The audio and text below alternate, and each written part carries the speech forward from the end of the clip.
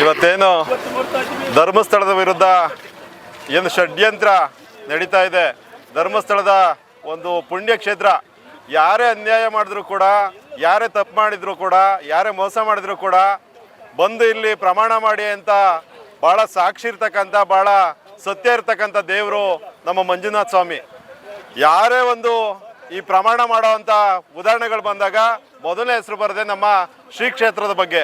ಅಂಥ ಒಂದು ಕ್ಷೇತ್ರದ ಬಗ್ಗೆ ಅಪಪ್ರಚಾರ ಮಾಡಿಕೊಂಡು ಅದಕ್ಕೆ ಮಸಿ ಬೆಳೆಯುವಂಥ ಕೆಲಸವನ್ನು ಮಾಡ್ತಾ ಇರ್ತಕ್ಕಂಥ ವಿರೋಧಿಗಳ ವಿರುದ್ಧ ನಾವೇನು ಹಿಂದೂ ಹುಲಿಗಳು ಅಂತಲೇ ಹೇಳ್ಕೊಬೋದು. ನಾವೆಲ್ಲ ಧರ್ಮಸ್ಥಳದ ಪರವಾಗಿದ್ದೀವಿ. ಯಾವುದೇ ಕಾರಣಕ್ಕೂ ನಮ್ಮ ಮಂಜುನಾಥ ಸ್ವಾಮಿಯ ಆ ಕ್ಷೇತ್ರದ ಬಗ್ಗೆ ಅಪಪ್ರಚಾರ ಮಾಡೋದ್ರ ವಿರುದ್ಧ ನಾವು ಖಂಡಿಸ್ತೀವಿ. ಇವತ್ತೇನು ಷಡ್ಯಂತ್ರ ನಡೀತಾ ಇದೆ, ಇದನ್ನು NIAಗೆ ತನಿಖೆಗೆ ಆಗ್ರಹಿಸಿ ಈ ಒಂದು ಕಾರ್ಯಾಲಯನ ನಮ್ಮ ನೆಲಮಂಗಲ ವಿಧಾನಸಭಾ ಕ್ಷೇತ್ರದಿಂದ ಹಮ್ಮಿಕೊಂಡಿದ್ದೀವಿ. ಈಗಾಗಲೇ ನೆಲಮಂಗಲ ವಿಧಾನಸಭಾ ಕ್ಷೇತ್ರದಿಂದಲೇ ಸುಮಾರು 250 ಕಾರಿಂದ 300 ಕಾರ್ವರೆಗೂ BJPಯ ಕಾರ್ಯಕರ್ತರು ಜೊತೆಗೆ ಧರ್ಮಸ್ಥಳದ ಭಕ್ತಾದಿಗಳು ಎಲ್ಲರೂ ಕೂಡ ಸಾವಿರಾರು ಸಂಖ್ಯೆಯಲ್ಲಿ ಇಲ್ಲಿಗೆ ಆಗಮಿಸಿದ್ದಾರೆ.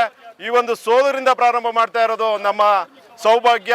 ಇಲ್ಲಿ ಬಂದಿರತಕ್ಕಂಥ ಎಲ್ಲ ಸಾವಿರಾರು ಜನಕ್ಕೆ ನಮ್ಮ ಬೃಂಗೇಶನವರು ತಿಂಡಿ ವ್ಯವಸ್ಥೆಯನ್ನು ಮಾಡಿದ್ದಾರೆ.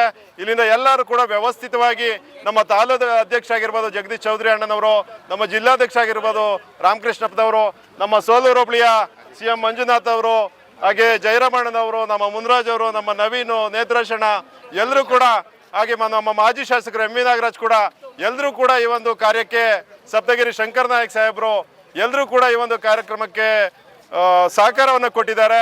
ಎಲ್ಲರೂ ಕೂಡ ಬಹಳ ಹುಮ್ಮಸ್ಸಿಂದ ಹೋಗ್ತಾ ಇದ್ದೀವಿ. ಧರ್ಮಸ್ಥಳ ಕ್ಷೇತ್ರದ ಪರವಾಗಿ ನಾವೆಲ್ಲರೂ ಕೂಡ ಒಗ್ಗಟ್ಟಾಗಿ ಮುಂದೆ ಕೂಡ ಇರ್ತೀವಿ ಅಂತ ಈ ಮೂಲಕ ಇಡೀ ಸಮಾಜಕ್ಕೆ ಒಂದು ಸಂದೇಶವನ್ನು ಕೊಡೋದಕ್ಕೆ ಹೊರಟಿದ್ದೀವಿ.